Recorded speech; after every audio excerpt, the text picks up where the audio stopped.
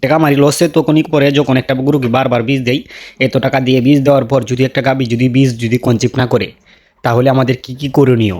যে গরুগুলো আপনার কখনোই আপনার বীজ কনচিপ করবে না, সে গরুগুলা কোন গরুগুলা? যে গরুগুলাকে আপনি যত বীজ দেন আপনার কোনোদিন আপনার বীজ আসসালামু আলাইকুম আমার খামারি ভাইরা। আজকে একটা কমন সমস্যা, যে সমস্যাটা সবসময় প্রতিটা খামারি এই সমস্যাটা নিয়ে পড়ে, যে সমস্যাটা হচ্ছে বীজ দিলে গরু বীজ কনচিভ করে না, বারবার গরু বীজ মিস করতেছে। এগুলো হচ্ছে সব থেকে খামারির লসের সম্ভাবনা বেশি। এটা খামারি লসের তখনই পরে যখন একটা গরুকে বারবার বীজ দেই, এত টাকা দিয়ে বীজ দেওয়ার পর যদি একটা গাভী যদি বীজ যদি কনচিভ না করে, তাহলে আমাদের কি কি করণীয়? যে গরুগুলো আপনার কখনোই আপনার বীজ কনচিভ করবে না, সে গরুগুলা কোন গরুগুলা? যে গরুগুলাকে আপনি যত বীজ দেন আপনার কোনোদিন আপনার বীজ কনচিভ করবে না। আজকে এই ভিডিওতে আপনাদের সামনে তুলে ধরবো, সমাধান করার চেষ্টা করবো। সবাই ধৈর্য সহকারে ভিডিওটা দেখুন। আমরা সবসময় গরু কিন্তু হিটে আসে, হিটে আসার পরে কি করি আমরা? প্রথমত আমরা কিন্তু সঠিক টাইমে বীজটা যদি দিয়েই, তাহলে কিন্তু কনচিভ করার সম্ভাবনাটা বেশি। আর একটা হচ্ছে আপনার কিছু গরু আছে যে আপনার বীজ দিলে আপনার কনচিভ করে না, সেই গরুগুলা আপনাদের সামনে আমি দেখাবো। এই যে গরুগুলা, এই যে এটা একটা শাহিওয়াল, এই শাহিওয়াল গাভী, এই গাভীটি আপনার কিছুদিন পর পর কিন্তু হিটে আইতেছে।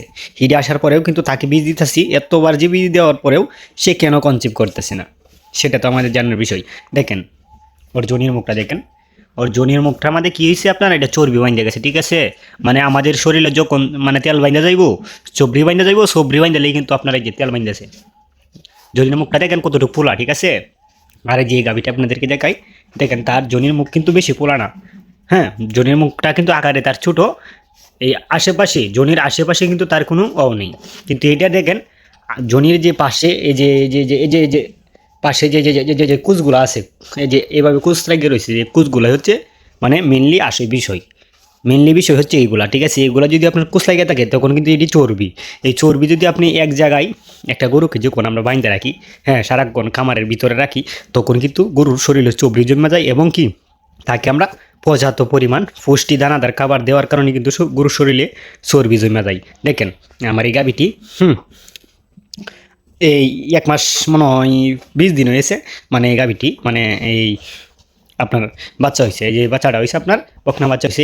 এই গরুটি আমার কিন্তু 2বার গরম হয়ে গেছে গা, অলরেডি কিন্তু সে 2বার কিন্তু গরম হয়ে গেছে গা। মাত্র এই আপনার 1 মাস 15 দিনে কিন্তু সে 2বার গরম হয়ে গেছে গা। কারণ সে কেন গরম আসার কারণ কেন? কারণটা আপনাদেরকে আমি বলি।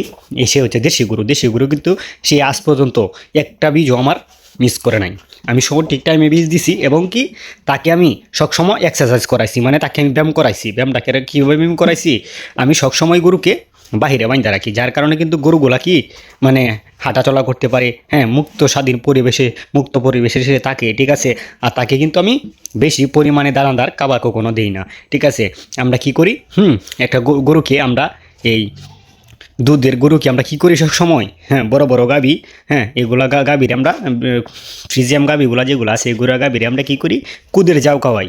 কুদের যাও খাওয়ানো আপনার এটা মাথায় বাড়ি দিচ্ছেন, আপনার নিজের মাথায় নিজে কোরাল দিচ্ছেন। আপনি কখনোই আপনার দুধের গাভীকে আপনি কখনো কুদের যাও খাওয়াবেন না। কুদের যাও খাওয়ালে এটা বীজ কনচিভ করার এই 1%ও ফার থাকে না গাভীর, কারণ তার শরীরে কিন্তু চর্বি জমে যায়, ঠিক আছে, পানি জমে যায়, যার কারণে গরুগুলা কিন্তু বীজ কনচিভ করে না। দেখেন এই গাভীটাকে আপনি যতই বীজ দেবেন কাজ হবে না এইসব গাভীকে, কারণ তার শরীরে চর্বি জমে গেছে, ঠিক আছে? তাকে এমন কিছু কামানো হয়েছে যার কারণে তার শরীরে চর্বি জমে গেছে। আর কিছু কিছু বাইরে আছে যে হাট থেকে গরু কিনে নিয়ে তারপরে বীজ দেন। দেখেন ভাই শুনেন, আপনি নিজের হাতে যখন আপনি গাভী তৈরি করবেন, তখন কিন্তু আপনি জানবেন আপনি তাকে কী খাবার দিয়েছেন। এখন আপনি অন্যজনের একটা গাভী আনবেন, আনার পরে সে কী করে, হ্যাঁ, কিনে যখন আপনি হাট থেকে অন্যজনের একটা গাভী কিনে আনবেন, আনার পরে সে কিন্তু সেই কামারি ভাই হয়তো পোলট্রি মুরগির ফিট খাওয়াইছে, হ্যাঁ, সেই ফিট খাওয়াইছে, যার কারণে কিন্তু এগুলো আপনার কখনোই বীজ কনচিভ করবে না। কিন্তু আমাদের এই সাধারণ গাভীগুলো, আমাদের গাভীগুলো কেন বীজ কনচিভ করে সেটা তো আপনার বুঝতে হবে। এই গরুগুলাকে আমরা প্রতিদিন বাইরে রাখি এবং কি তাদেরকে এক্সারসাইজ করাই। দেখেন তার হাড়গুরু ভাষা, ঠিক আছে? দেখেন পিছনের হাড়গুরু একবারে দেখা যায়, কিন্তু এই গরুটা আপনি খেয়াল করে দেখেন তার কিন্তু হাড়গুরু বেশি ভাষা না, ঠিক আছে? তার শরীরে কিন্তু ভালো একটা এনার্জি আছে। হ্যাঁ, আপনি দুর্বল গরুকে আপনি যখন বীজ দিবেন, বীজ কিন্তু এটা 100% কনচিভ করবে। হ্যাঁ, দেশি গরু আপনার 100% কনচিভ করবে একটা দুর্বল গরুকে বীজ দিলে।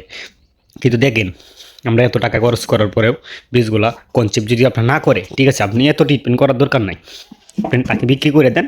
আর যদি আপনার যদি পছন্দের একটা গাভী হয়ে থাকে, হ্যাঁ, তাকে আপনি সবসময় বাহিরে বাঁধে রাখবেন, বাহিরে তাকে রৌদ্রের মাঝে বাঁধে রাখবেন, এবং কি আপনি এই হালকা রৌদ্রের মাঝে বাঁধে রাখবেন, আবার বেশি রৌদ্রের মাঝে না। হ্যাঁ, তাকে আপনি বাহিরে রাখবেন, বাহিরে বাঁধবেন। এই যে এরকম শাড়ি আছে, এই শাড়ির মধ্যে আপনি বাহিরে বাহিরে খাবার দিবেন। প্রতিদিন সকালে আপনি বাহিরে আনবেন, এবং কি বিকাল টাইমে আপনি কামারের ভিতরে আনবেন। আনার পর তাকে আপনি সবসময় কিন্তু গোসল করাবেন, এবং কি যদি বেশি পরিমাণে আপনি দানাদার খাবার খাওয়ান, তারপরে দেখে কিন্তু আপনার দানাদার খাবারটা আপনার কমিয়ে দিতে হবে, ঠিক আছে। আপনি কখনোই গরুকে দানাদার খাবার দিবেন না, তাকে শুকনা কর হালকা পরিমাণে, হ্যাঁ, আপনি ভুসি দিবেন আর কুড়া দিবেন, কুড়া দিয়ে আপনি দানাদার খাবারটা দিবেন, তখন কিন্তু আপনার এই গরুগুলা কনসেপ্ট করবে 100%। এটা আমার অভিজ্ঞতা থেকে আপনাদের কাছে আমি বিষয়টা শেয়ার করলাম। হ্যাঁ, ভিডিওটা যদি ভালো লাগে থাকে অবশ্যই আপনারা শেয়ার করবেন, এবং কি সাবস্ক্রাইব করে আমার চ্যানেলটা আপনারা আমার পাশে থাকুন। এই বলে আমার ভিডিওটা শেষ করলাম। আসসালামু আলাইকুম।